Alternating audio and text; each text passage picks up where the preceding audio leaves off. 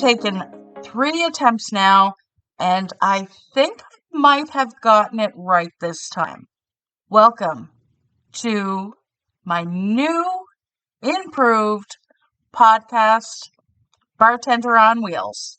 Well, it's been quite some time since we've chatted. I think the last time I posted was beginning of August, and it's now the end of September. So, why did I take so long to come back to you? There's a few reasons. Number one, I really wasn't feeling the format I was doing, so I wasn't passionate about it. I mean, the stories I was telling were pretty phenomenal, but it just didn't hit home the way I really wanted it to, and I was finding it hard to come up with more discussions. So, if it's not organic, then it's not right. And I didn't feel right putting that out to you. So I took a step back and I thought about it. And I thought, what am I really passionate about? What can I talk about that would be organic for me? What would make me have more endless topics to talk about and produce a podcast that's at least weekly for you guys? Because I know there's a few of you that do tune in to each and every podcast that I put out, and I thank you so much for that. I do see that on my stats, and I'm blown away by it, to be quite honest. Because honestly, I didn't think anybody would listen to me. That being said, I tried this. This is my third time. So the first time was Let's Haver. Haver being like a Scottish Newfoundland term for babbling on, because I do tend to do that. The second attempt was From Cape Breton, It's Saturday Night, and I felt energized by that title, but I really didn't know what it really would entail, and it was kind of getting sloppy. And you probably see that in the posts, which all of my posts I'm going to leave up. If you're interested, you can go back and listen from the very beginning when I started podcasting right up through. So I will leave those up. And the podcast is available anywhere you want to listen to the podcast. And if you want to listen, I totally appreciate it. I mean, I don't know if anybody's listening, to be quite honest. I just like to talk. So this is a way for me to talk and talk and talk. This third attempt, this third rebranding, so to speak, is, and you might want to, I don't know, you might not get the title, Bartender on Wheels. Like, where the hell did that come from? You can read the bio of the podcast and kind of get an idea. But in a little short synopsis, I am a tour guide, a tour operator, and I operate out of my private vehicle, fully licensed, insured, all that stuff. And I only take private parties. So whether it's one person or up to 6 people, if it's a group of, say, up to 6 people, all those people are either in one family or in one friend group. So it's a private tour. And what I've experienced over the last number of years doing this is that once the people get in my vehicle, I tend to hear a lot of their sorrows, their successes, their venting, what's right and what's wrong in their life or in their world. And it kind of feels like I'm a bartender sitting behind a bar at a pub and listening to John Doe spill his life story. That's absolutely what it feels like. But as the driver of this podcast, I will not be drinking behind the wheel. No. I will be sipping my coffee, keeping alert, keeping you safe. However, if you want to submit your stories to me, your vent sessions, your opinions, your successes, your sorrows, whatever it is, you want to tell me anonymously, the email is going to stay the same, and it's linked in the bio, and I'll also put it in the description of this podcast. But you can submit those. I won't reveal your name. You'll be completely anonymous unless you want to reveal your name. That's completely up to you. But when I share your stories and your stuff, then during that time, I'm the passenger. So, in that respect, I can indulge in a little bubbly pop, maybe a little bit of wine, because you'd be the driver and I'd be the passenger. So, I think that'd be fun. Anywho, that came out clearer in my head than when I actually spoke it. So, let's just carry on. Today's episode, I hope you're ready for it. It's a little heavy, and I'm just going to dive into it because the subject is about the truth and reconciliation of our indigenous people here in Canada.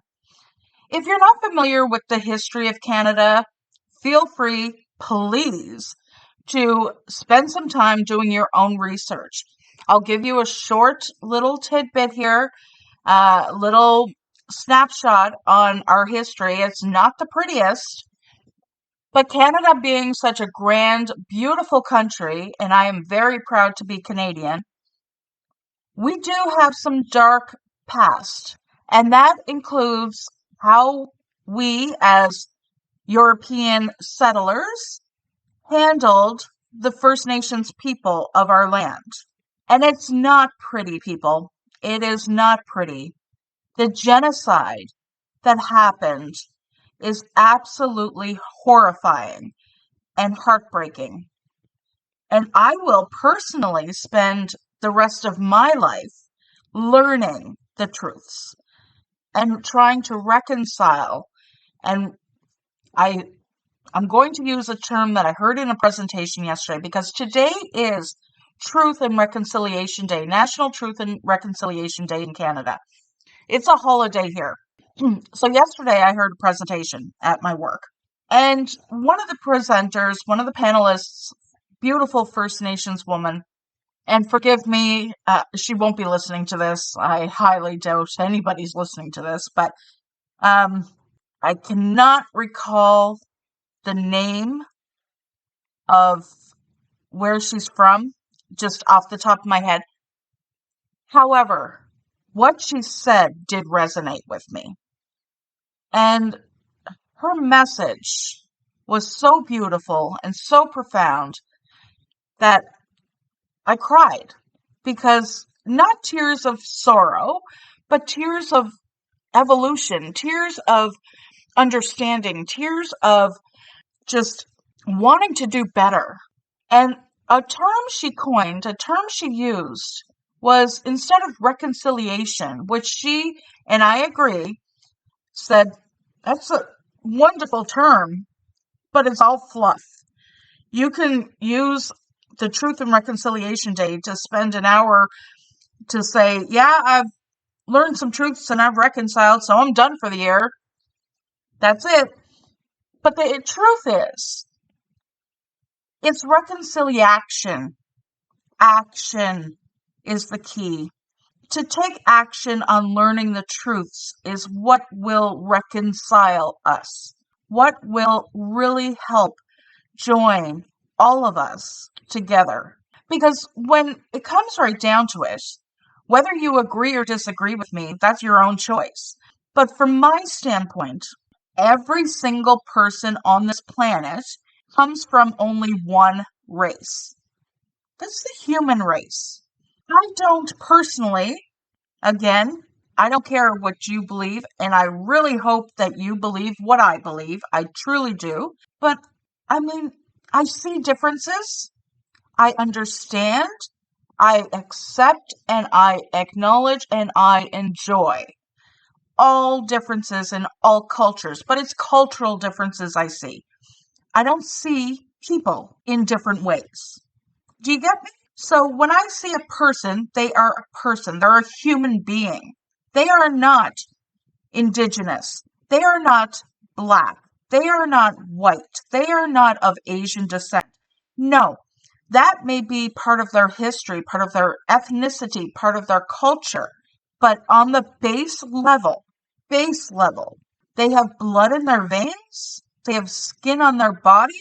They are a human being. They have a heart that beats within their chest, a brain within their skull. Every single one of us is the same when you break it down to basic genetics. basic biology. Just let's go through evolution. And again, I'm not here to preach what you believe and what you should not believe. That's up to you. You do your own research, you come to your own conclusions. What I believe as a Reformed Catholic is that I do believe in God. I do believe in angels. I do believe in demons. I do believe in all of that. I also believe in universe, in Mother Earth, in the fact that we were not placed here by a God. I don't believe that. I don't believe Adam and Eve were just made from Eve was made from the rib of Adam and blah blah blah blah blah and all that like Christians. I don't believe that. I believe that this planet evolved over millions and trillions of years, zillions even, from dinosaurs, cavemen, evolution of water into plant life, into land. And when I think about that, we as people, we as human beings, were not the first of this land. The land was the first of this land. So we must honor the land. We must honor each other as equals because we are. We were all made at the same time. We all evolved in our own areas, in our own culture, in our own countries. And now the global scope of this world is so intermingled. Everybody lives everywhere. You can go on the internet and within a second, you can be conversing with somebody all around the world. Heck, you can converse with somebody that's living in Antarctica at this moment. If you think that there's a difference between you and me because of where we come from or what color our skin is, then please stop listening to my podcast. I beg you, because I don't need that kind of energy. I don't believe in that kind of energy, and what I want for this world, what I want for myself and for everyone I truly love is for acceptance of human beings, for all of us to accept each other and to learn our histories, to learn our truths, and to reconcile the wrongs that were made. So, what am I doing to reconcile those truths? Well, I'm here with you today. I'm sharing the message. If you're wondering, well, B, I really don't know what the hell you're talking about. And frankly, I'm a little interested, but I don't know where to look. Google Bones of Crows. Watch that documentary. Whether you're watching the CBC television series or you are able to find the movie. I went to the movie in the theaters, and as a white girl, I'm white as white can be. I was horrified, brought to tears, wanted to yell and scream at these people, these Catholic nuns and priests. I'm tearing up right now because it's horrifying. Sorry. I cannot believe what terrible things happened. And I feel this way about anybody that's gone through anything like that. Whether it's racism, genocide, anything that happens because you're said to be different. Who gave the stupid assholes the right to do that to anybody? It's horrifying. I'm sorry, guys. But you can see our truth in Canada. It's maddening. We may not have the largest number of serial killers. We may not have all kinds of other dark stuff the way some countries might, but we have a dark, evil history. And you should all know about it. We should all know about it. And we should all come together to learn the truth, unlearn all the negative narratives that have been spewed at us our whole lives, and reconcile to be better. That's all. We just need to do better, to be better people. Okay, I'm going to pull myself together here. I'm going to have another sip of coffee. This bartender is going off the rails, I'll tell you. All right, so what can you do? Really, what can you do? You can read the books, you can watch the documentaries, you can learn. Please, even if it's just one half-hour episode, a short film, whatever it is, listen to a podcast about it. But all I'm asking is for you to learn about it. Because it didn't just happen here in Canada. Residential schools happened in the United States as well. So if you're listening south of the border in the United States and you don't know about this, look up residential school systems in Canada and the US and be just as mad, just as heartbroken as I am. Because as a white girl, I didn't get plucked from my family at the tender age of 4, 5, 6 years old and sent away and forced to speak English when it wasn't my first language, to cut my hair, to pray on my knees, and to be SA'd by assholes. That didn't happen to me, but that did happen to my friends. That did happen. And I'm not personally friends with I don't know anybody that's gone through the residential school system that I know of. It's not something I've ever talked about with any of my friends who are First Nations, but I've lived in First Nations communities and I've lived in Inuit communities, and I have a huge respect. Absolutely. Before this was ever well known across Canada, when the stories broke in 2021, when the mass graves of children were found, we're talking thousands now of children that were just dumped into mass graves, that were torn from their families and never to return home because they died in these schools. When that broke in 2021, we didn't celebrate Canada Day that year. No. Typically on Canada Day, which is, if you're not from Canada, you don't know, maybe, I don't know.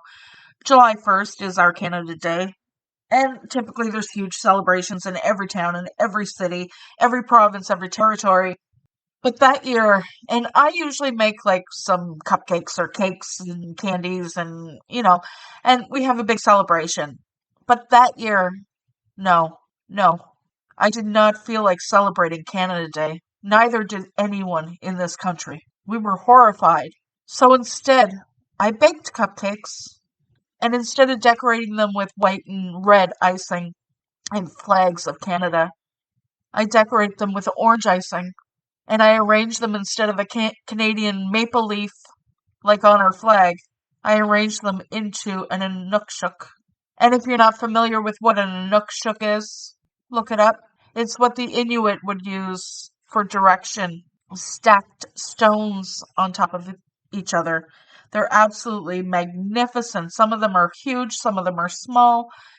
You'll see them in these southern cities. When I say southern cities, along the border of Canada and the US, where most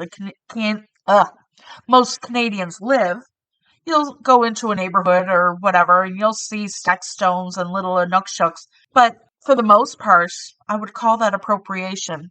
Now, I had an Inukshuk in my yard at one point, but not that I'm special. I'm not special by any stretch, but I did live with the Inuit, and I learned about the Inukshuk, and I asked, and I understood what it meant, and I understood why they were there and how they were used. So I felt okay with having an Inukshuk in my yard to represent my time in the Arctic and represent my time with the Inuit and to show my appreciation for them. Sorry guys, I'm still choked up. So when I talk about murder, when I talk about mayhem, when I talk about paranormal, I don't get choked up. But this specific subject, I think because I feel I'm, I'm an empath and I feel the tragic pain, the generational pain that this has caused our country, our people. And I hope that there's more of me in this country that feel this as deeply. Okay, guys. Well, since I can't gather it together, this has been the first episode of the Bartender on Wheels podcast, and it's been a bumpy ride.